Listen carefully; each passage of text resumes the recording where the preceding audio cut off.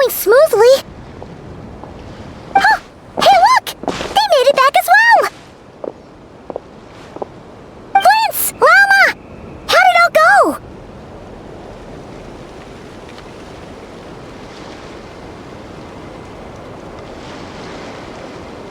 Đừng. Đây là... Thiếu bạn. All is well, thank you. Nefer and Yehoda had to stay at the curatorium to wrap things up, so they won't be joining us for now.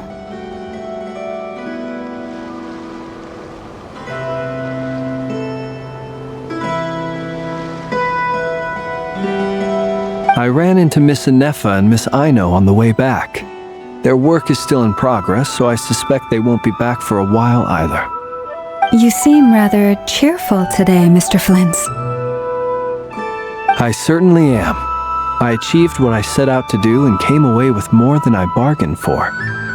Fighting alone can get quite tedious, but I had the good fortune to run into a pair of brave young warriors. We meet again. How have you been? Albedo! What are you doing here? Thankfully, tracking you down turned out to be a lot simpler than we envisaged. These two courageously lent me a hand while I was fighting the wild hunt. When they told me they were Servarka's colleagues, it all made sense. And given how people of outstanding talent tend to cross paths, it's no wonder you're already acquainted. So, who's your travel buddy, Albedo? Why don't you come and introduce yourself?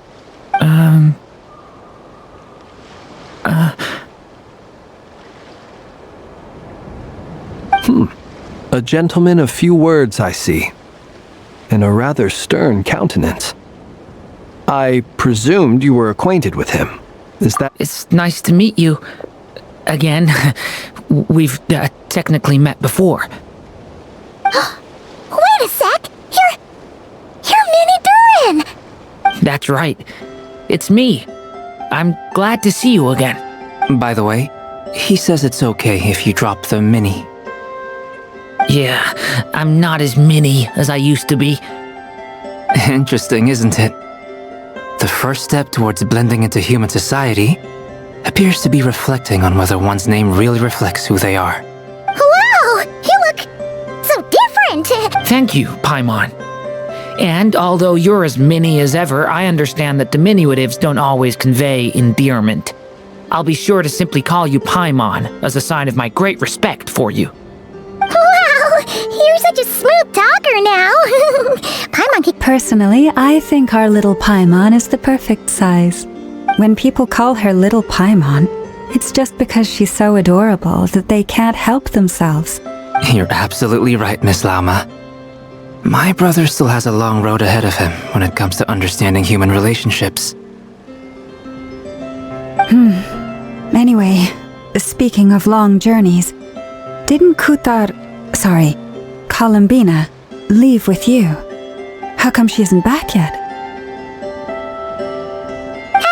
She's been catching up with old friends.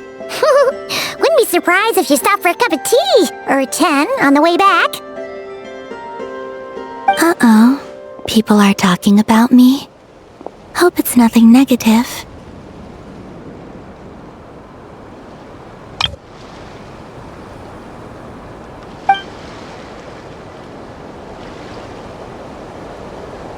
Judging from your expressions, I'm guessing it all went well? It's getting crowded here. I'll go grab some chairs.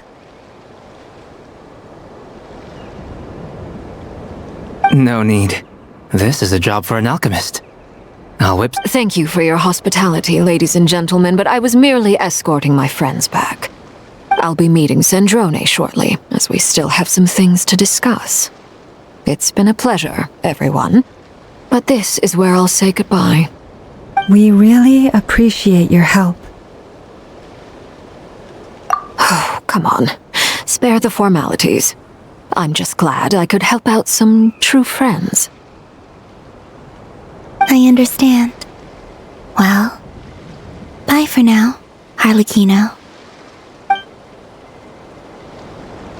Oh, this place is hopping. It's probably a good thing one of us left. Otherwise, we might not fit all these people in. Are you saying we're about to run out of chairs? As a matter of fact, I am.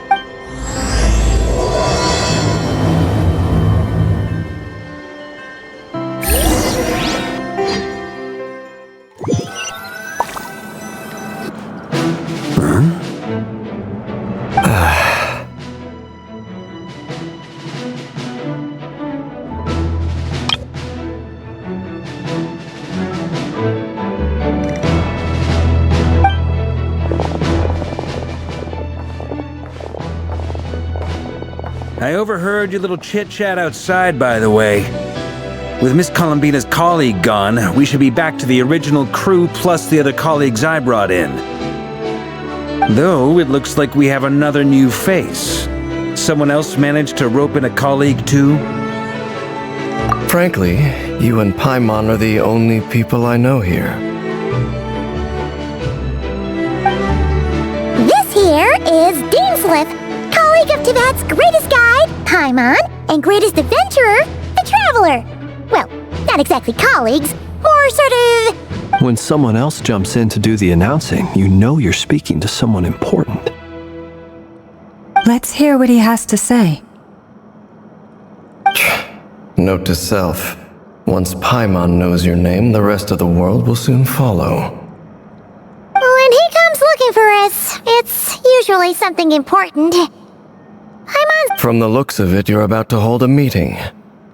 If I were to say that the Wild Hunt is our mutual enemy, would that earn me a seat at the table? As the saying goes, the enemy of my enemy is my friend. Mr. Dainsleif, there's a seat with your name on it. Though, I can't promise the same for everyone else. Hey, Albedo, think you can rustle up a couple more chairs? After all this time apart, Grandmaster Varka's first order is to rustle up a couple more chairs. Is he being sarcastic? Hey, he's your brother. Why are you asking us? I've still got a lot to learn about the nuances of human conversation. Trying to decipher Albedo's way of speaking has been like jumping in at the deep end.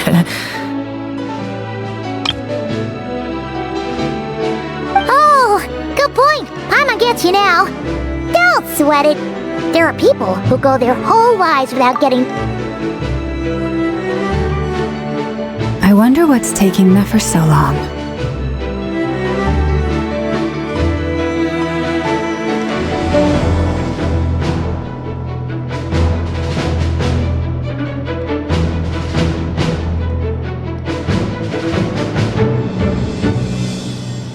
Perhaps you should go and check in with her. If anyone can hurry her along, it's you. I just got back from the curatorium. Besides, aren't you curious to see what's taking her so long? Miss Nefer doesn't strike me as the type to share secrets. And since gathering intel is her specialty, I'm guessing she'd prefer to keep her methods confidential. Under such circumstances, would it not be tactless for me to impose? Oh, but it's fine for me to impose. What can I say? You have an unrivaled ability to garner people's affection, Miss Moonchanter. Besides, you have far more in common with her than I do. All right then.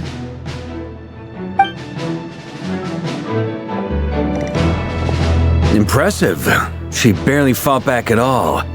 I admire your powers of persuasion, my friend. As I'm sure Miss Lauma will realize soon enough, the trick in life is to always pitch in with other people's responsibilities so that you can be selective with your own.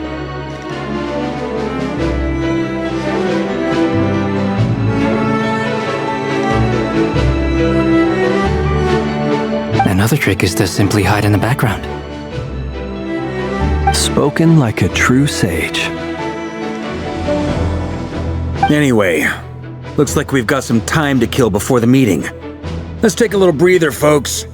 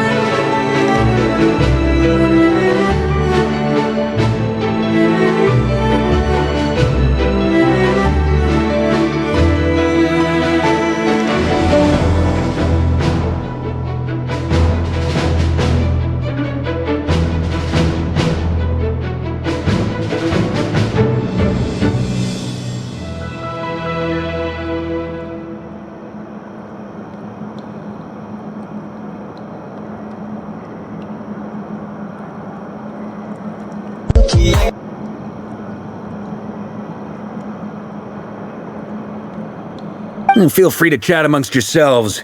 We'll get down to business once the other two arrive.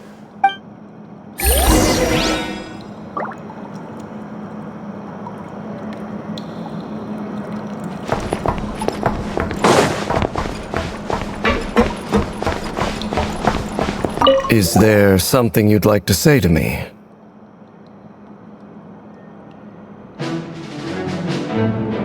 Yeah! For starters, why'd you just show up here without even giving us a heads up? If you think back to our previous interactions, you may recall that that's hardly out of character for me. You do have a point. Oh yeah! You'll need to find somewhere to stay the night too, right? Sure, let's do that. Great! Paimon will handle it! And in return, we can get Dainslift to be our very own personal bodyguard. If that's what you had in mind, you should have said so sooner. I'd be happy to help. Oh, okay then. Anyway, since we're all here together, we might as well watch each other's backs. Indeed.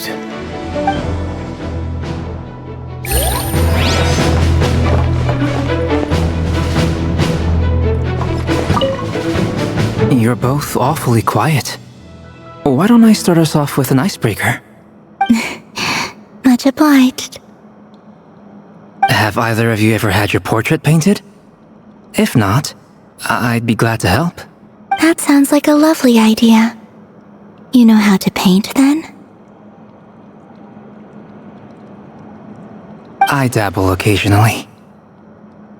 He's an excellent painter. Tables, chairs, people, dragons, you name it. He'll paint it for you. I'm flattered. If I ever get the chance, I'd like to give it a try myself. I'll bear that in mind. Anyway, how about you, Durin? What sort of portrait would you prefer? Oh, I'd be fine with anything. Whatever style feels best to you. Very well. Then I'll play it by ear. You can replicate any style I want? I can try. If you show me a sample, I'll do my best to match it. Thank you. In that case, I'll dig up some reference material for you.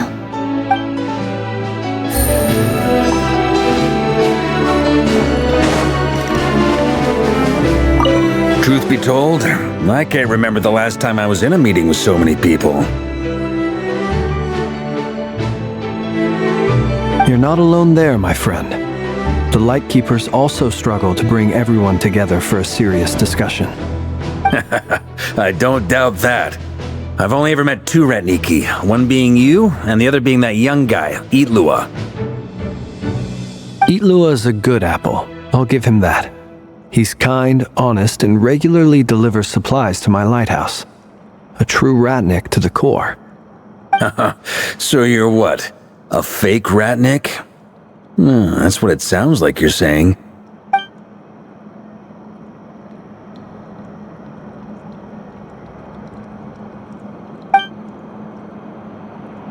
Come on, why the awkward silence?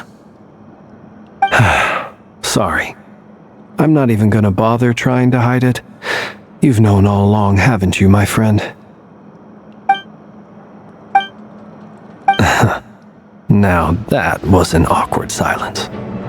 Let's just keep this between ourselves. Probably best if Itlua doesn't know, huh? That goes without saying. Gotta be careful what you share with youngsters, after all. Anyone else in the know? Let me guess. The Traveler and Paimon? It's dangerous being too sharp for one's own good, you know.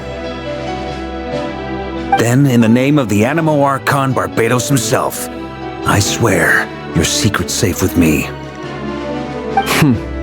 When we went for drinks, you said that you and Barbados were practically best buds. In the light of that claim, do you really expect me to take your oath seriously? Of course. Just as long as you don't go spreading around the fact that I'm close with Barbados, all right? Fair enough, then. Nothing like a bit of mutual leverage to seal the bonds of friendship.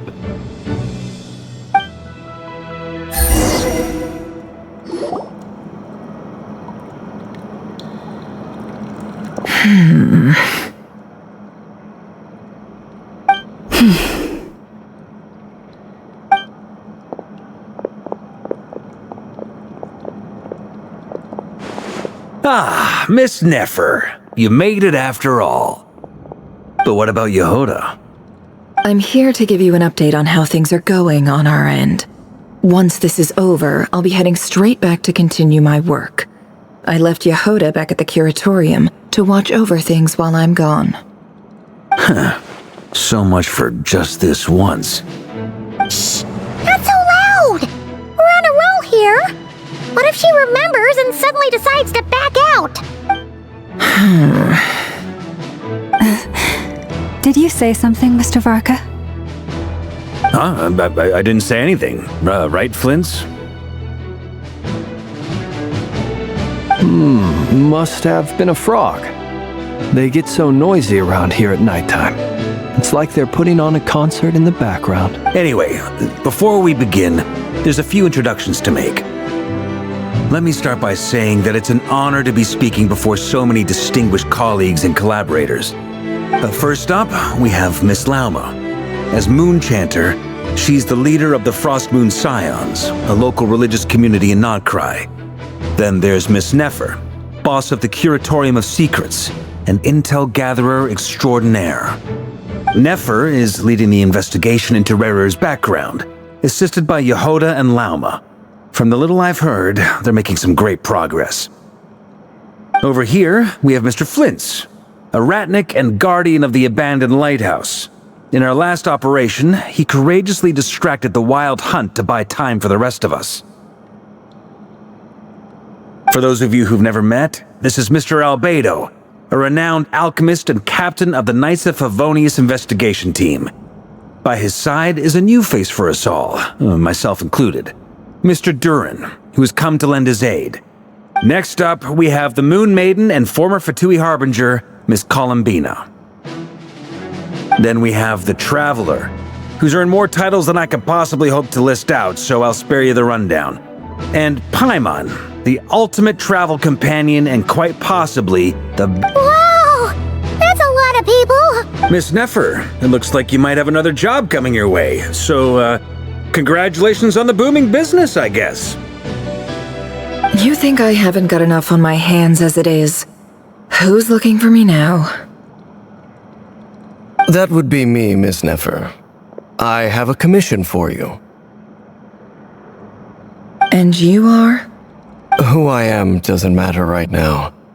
What does matter is that I'd like you to gather more intelligence about the Recher of Solnari.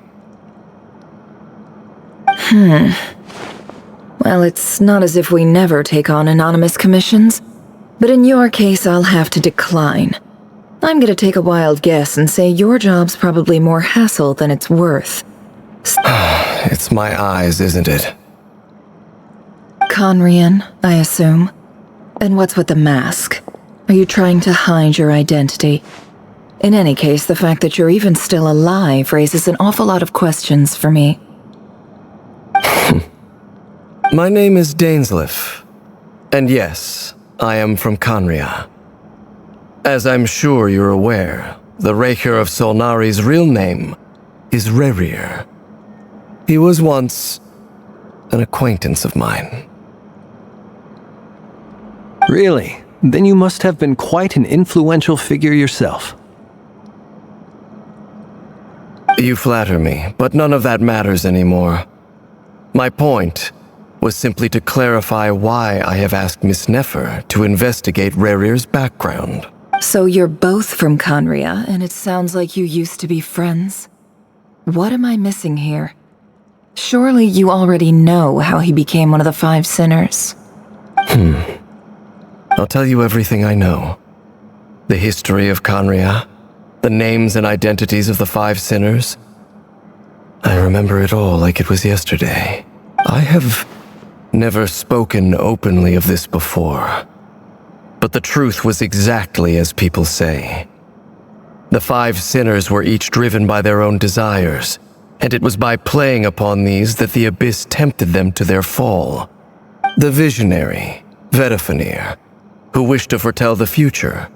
The wise, Haroptatir, who sought limitless knowledge. Gold, Rhine-daughter, who desired to create life. the foul Sertologi, who pursued supreme strength. And last, but not least, Raker of Solnari, Rerir, Ravager of the Moon.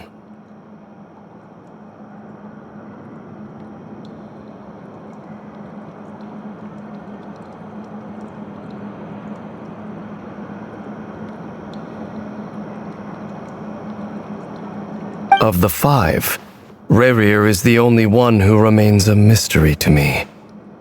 He never harbored grand ambitions. So what changed in the space of a single night? In other words, you're saying that his change came as a shock to you, and you have no idea what actually happened? That's right. You mentioned how the Abyss tempted them, which led to their fall. But what did that look like in practice? And what other context can you give me about the events of that time?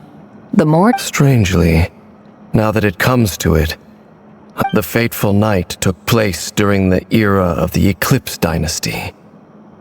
One day, my elder brother, the visionary, Vedafenir, was summoned to the palace by the Vinster King, only for the king to gouge out his eyes and cast him into the dungeons.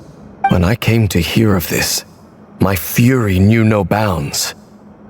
I gathered together every ally I thought I had, and together, we set a night to storm the palace and free Ved.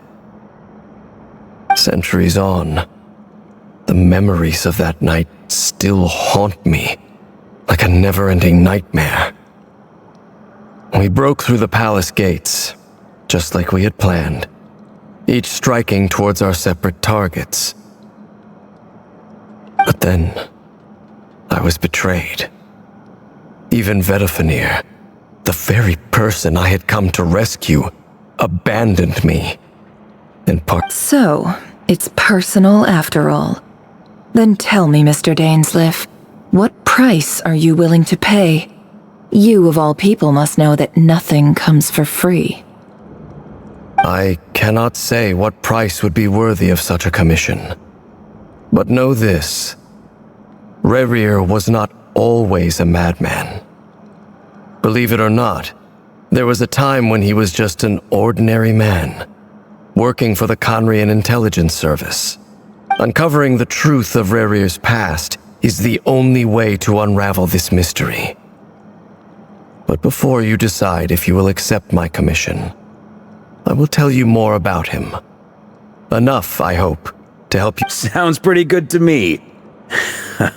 Feels like we just flagged down a random passerby, only to discover he's actually a master strategist who has a score to settle with our enemy. Can I borrow your halo? It could be useful in the lighthouse. Hey, enough with the wisecracks! Besides, isn't that lamp of yours bright enough already? Relax. It was meant to be a compliment. If that was a little over the top for your liking, I'll make sure to tone it down next time. I'll give your proposal some serious thought, Mr. Dainsleif. Let's speak in private once the meeting is over. Before that, there's a few things I'd like to share.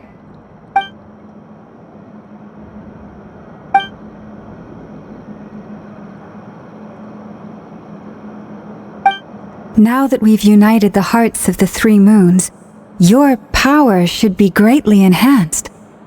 But it seems like that hasn't happened yet? I believe it will take a little longer. You've done so much for me, so I want to be completely honest with you all. From the moment I was born, my power has been slowly ebbing away. And that is because Tevat has never accepted me. Even with the moons united as one, it seems my rejection cannot be undone. So far, I have yet to find a solution. It may turn out to be a problem that will plague me until the day I finally leave this place behind. Even so, I will do everything in my power to help you drive out the Raher of Solnari. As Arlecchino put it, this is not about chasing the spoils of victory. It's just a gesture of heartfelt gratitude. Kutar.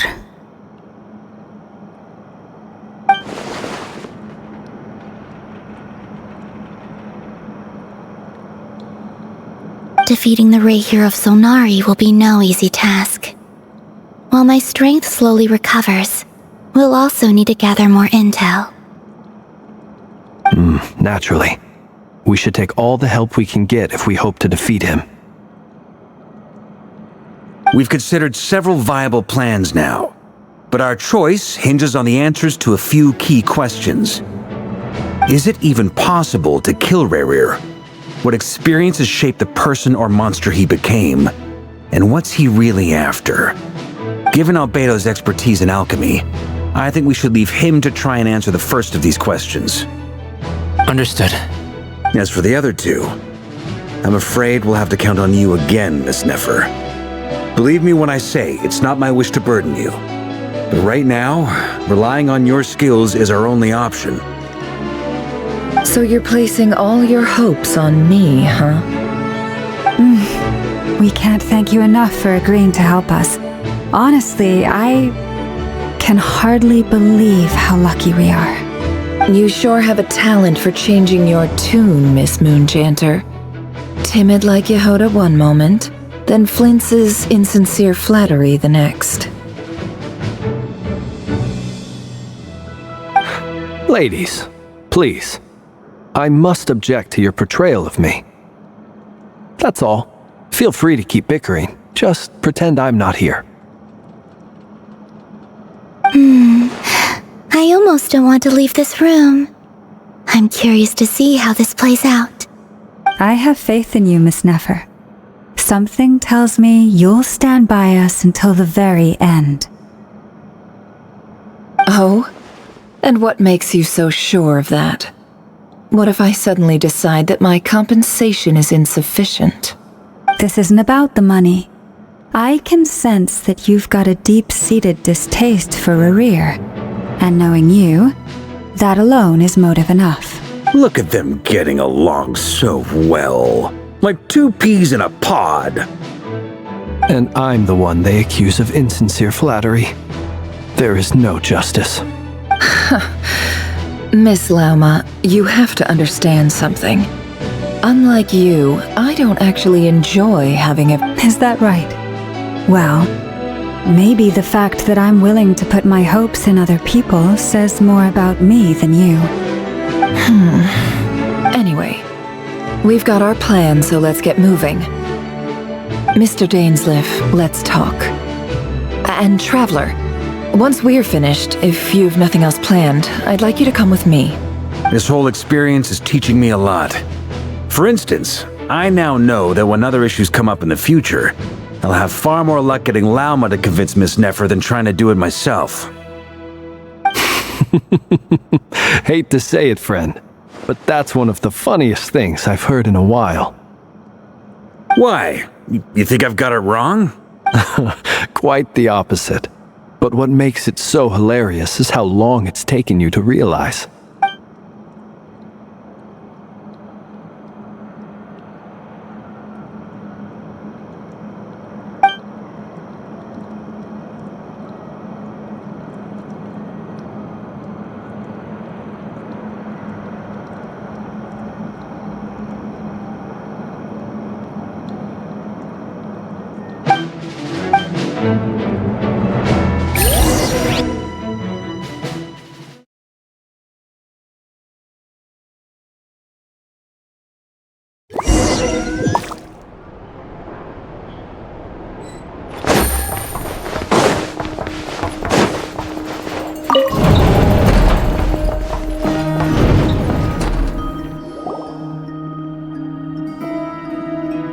Thank you for waiting.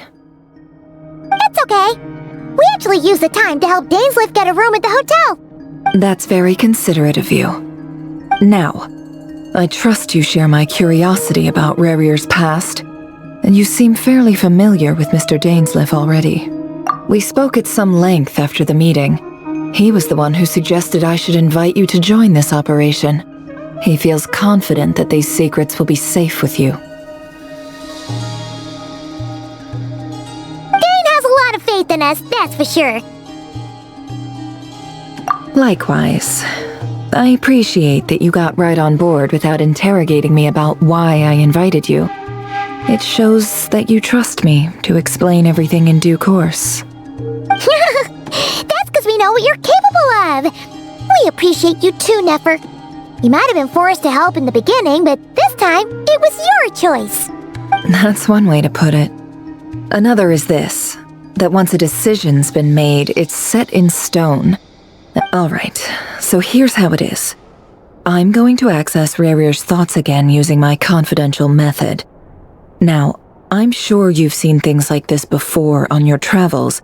The reason I've gathered you all here is to ensure my safety during the proceedings. I plan for us to enter the fragment of his consciousness together, and once inside, I will focus on searching for information. Think of this as a diving expedition into someone's brain. If I'm the diver, you are my safety equipment, tasked with keeping me alive while I'm under the surface. Once the ceremony begins, we will all be spying on privileged information. But in the interests of safety, you must remain absolutely silent at all times. Lastly, any individuals of a weaker constitution are advised not to partake in the ceremony.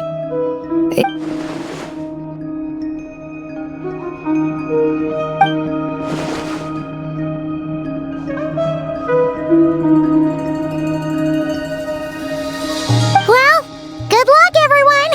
Sounds like all Paimon can do is cross her fingers and root for you guys. There's a little more to it than that. I was being serious when I said you have a job to do. While the rest of us are inside Rarir's mind, it's imperative that we have a team member on the outside. In the event that something goes wrong, you will be our first responder. I don't anticipate any issues. I second that. This is a dangerous operation here, and you're our whole rescue team. That's pretty much the most important job in the crew. So, Paimon's like the lifeguard? Yeah, that makes sense. Alright, got it. Good. Please, take a seat. We'll get started momentarily.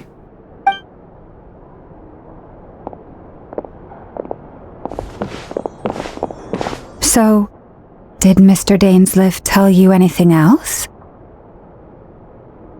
He told me that he believes Rarir kept some big secrets in his life. He's not sure that they were the cause of his eventual downfall, but he's asked me to uncover what those secrets were all the same. But surely you're not planning to go through with this. If you think that, you'd be overestimating me. I'm a businesswoman, not a mercenary.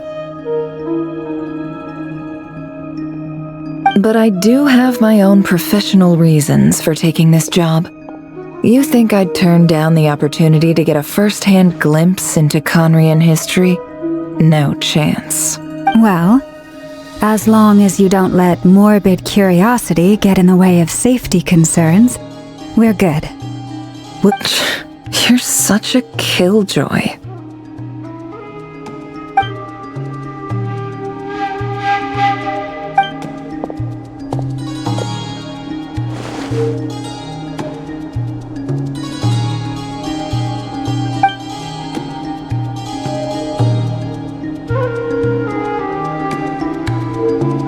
All right, I'm good to go.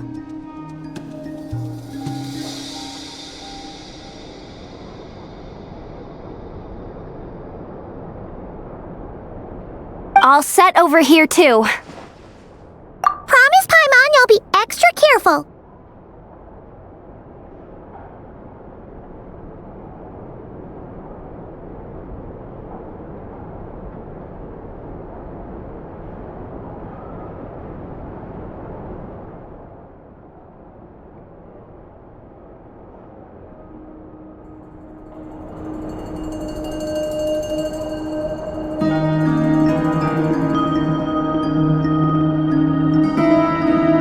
Right. Let your whole body relax. We're about to begin.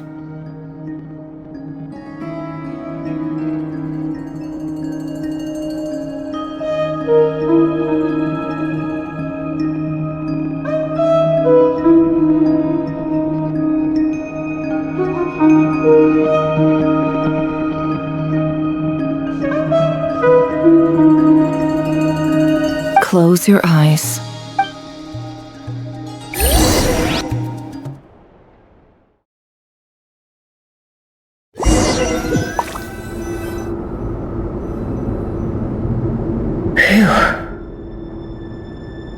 Could this be his office? Pretty standard setup. Bookshelves, paperwork, files. According to Dainsliff, Rarier used to be an intelligence operative. Chances are there's plenty of top secret intel stashed away in this room.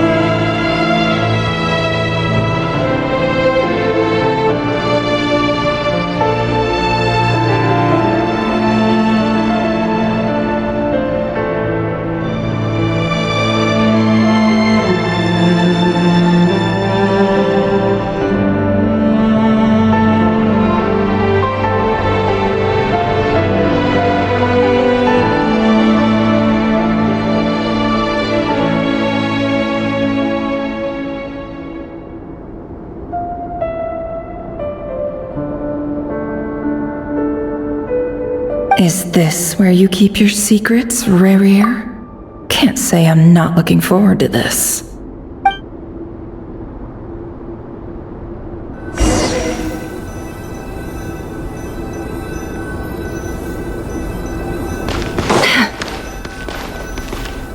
He looks even gloomier than last time. I wonder what's changed.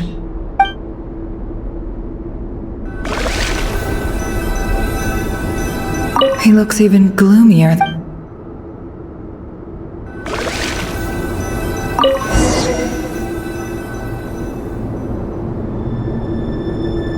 Today's files are in. Time to wade through them just like you... Neutralized. This one should be archived under purged targets.